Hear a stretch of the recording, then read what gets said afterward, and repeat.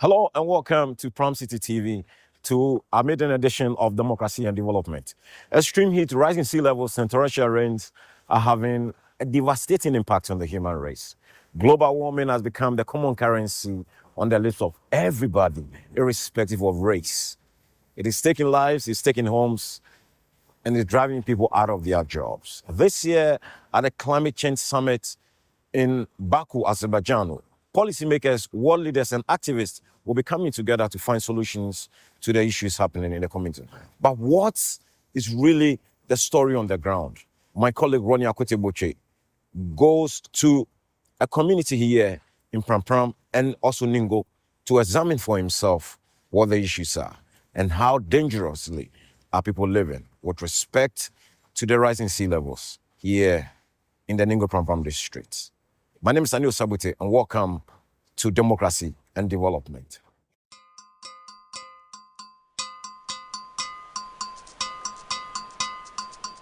The early morning sunrise heralds the movement of fishermen for another day's adventure. Fishing is a big business here in this fishing community, Pram Pram, which lies on the east of Ghana's capital, Accra, and part of the larger Ningo Pram Pram constituency. According to data, artisanal fishing provides more than 1,000 direct jobs across the coast and forest communities with rivers. And there are millions of people who indirectly benefit from the fishing industry. Sadly, rising sea levels are threatening the job security of these fishermen. They are also at risk of losing their homes. In effect, an entire community risks being swallowed up by the sea.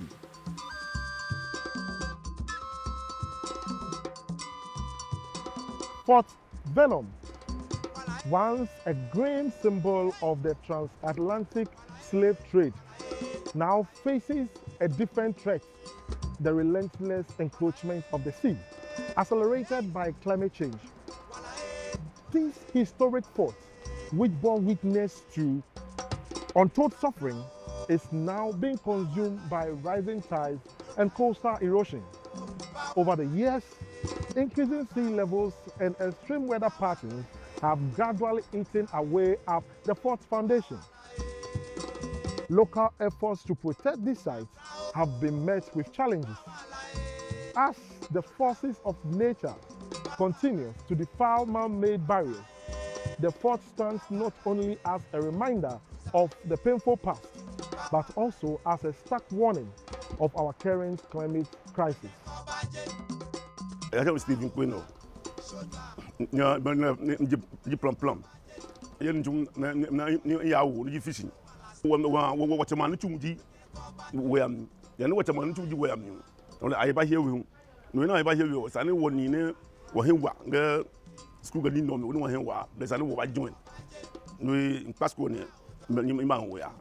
Achen tete o nji adimliwi blema bele yen baton ni wana resa so blefoli keni twa aba eminge fo fine blefoli ba na ya ni ne apelo le blo ke cross records le resa so e ke bi boss ni ke lo le feroli ka ba logole ke bi se e ba siwe wo won ba e woni wo ba gbe sitio ni je ba last sitio no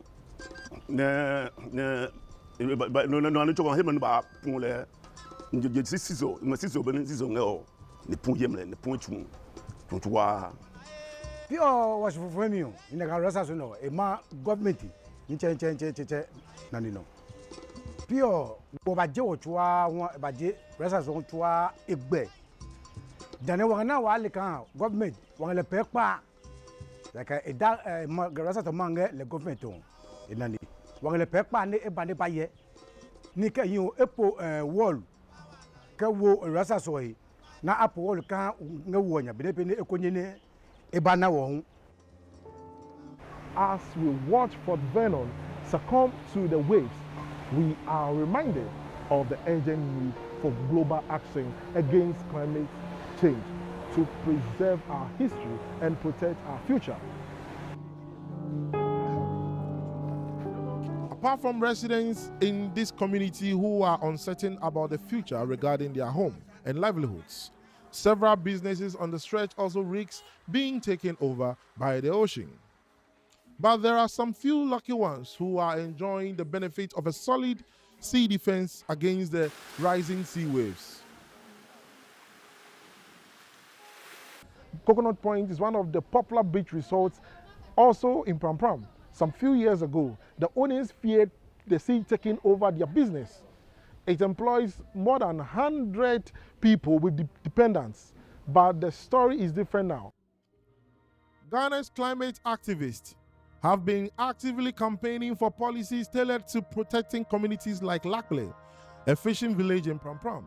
Cedric is an expert when it comes to climate policy rollout and very familiar with the dangers communities face. He said talks must give room for action.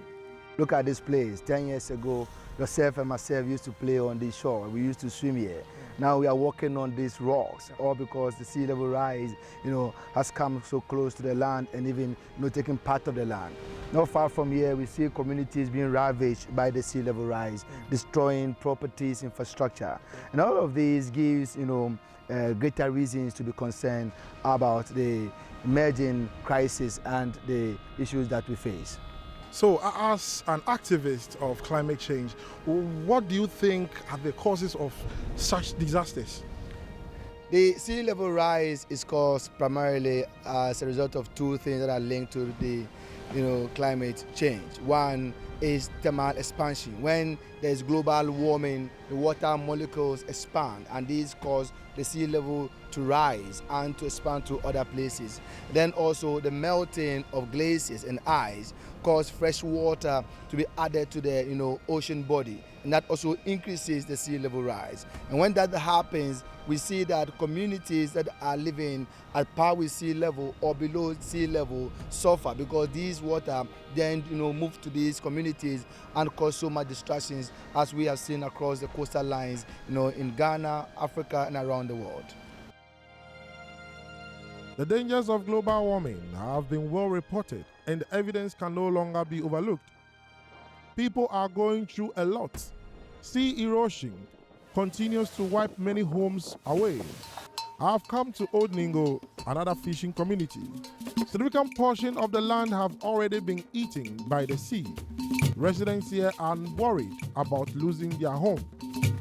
This woman has lived here all her life and knows the situations well. Achami Doris Chanote Ago. Emin go man o minge. Ye utenge mano. Se bene mat kichoka bo ngwecho som kahu.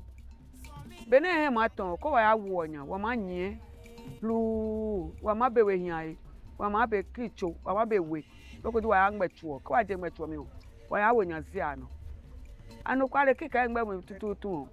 Blema ye ne nyu mi ngade o ne eyi opo nganya je no le jonji wa wodon se ka je amna lu ka no tu so ko emi keke wa lu jan mu na pa ago ka se no ka nu no mana emi ye mi do nge ye mi ne isi no ache yo lowe ye ngbe mi ye mi no we gopo mi o wo je fu la we gopo mi o eje tune jenga mi do ka mi do chupenyu munenyu kula aje lo emi ne mi ehe mato ne ni ba na afu wo bene amaba na ba pete no ngemi do wo ekun ka ba wa he mi do ene top wasile wa ngma mi ni je ne kotoko mi ne je ba le je ton jana ba pe no na moto no mi ka chinga ngma mi ne je no ne pe kan ebe o se ka wo nya ba enye teke to mi ka ba po singa wiyo nya mi do kenya wasam nye teke to mi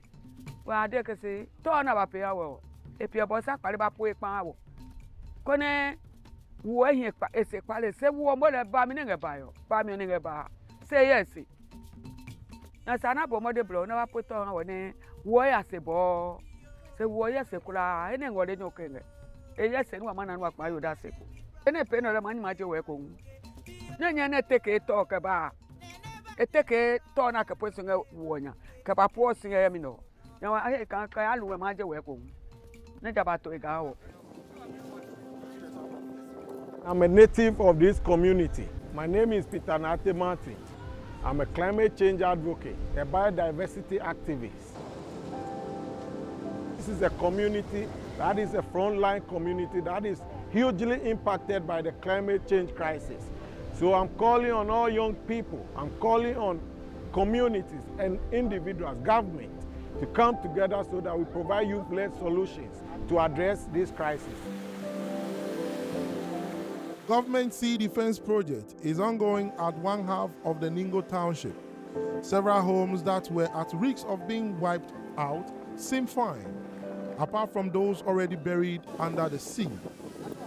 We have a number of solutions that one can fall to, and that is one we see the sea defense, where we'll be able to provide infrastructure to ensure that we create a certain barrier between the sea and the land, between the sea and the people. That is one. It is also refreshing to point out that we need to restore the ecosystem. Okay. I'm talking about wetlands, I'm talking about mangroves, and I'm talking about ensuring that we possibly relocate people that ought to be relocated, earlier before the crisis hit them.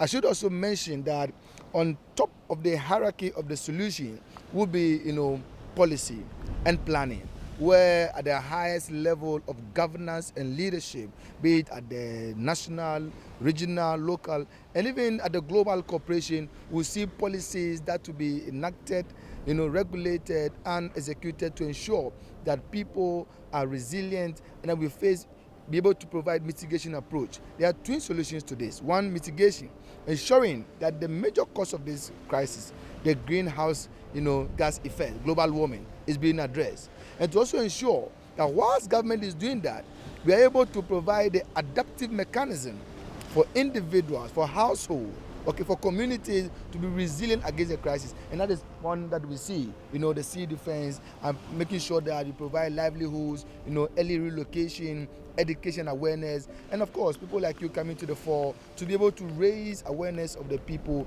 and to, keep drumming, the message of what we must do and how government must take action. And I believe, without doubt, that if these things are done, a time is coming where we'll no longer have this conversation, but it will be a thing of the past. This year's United Nations Climate Change Conference, COP29, will come off in Baku, Azerbaijan, and communities facing the dangers of global warming will be hoping for solutions that will help address their fears. But until that happens, the rising waves will remain a nightmare for democracy and development. My name is Aaron Akwete Botre for Pram City TV.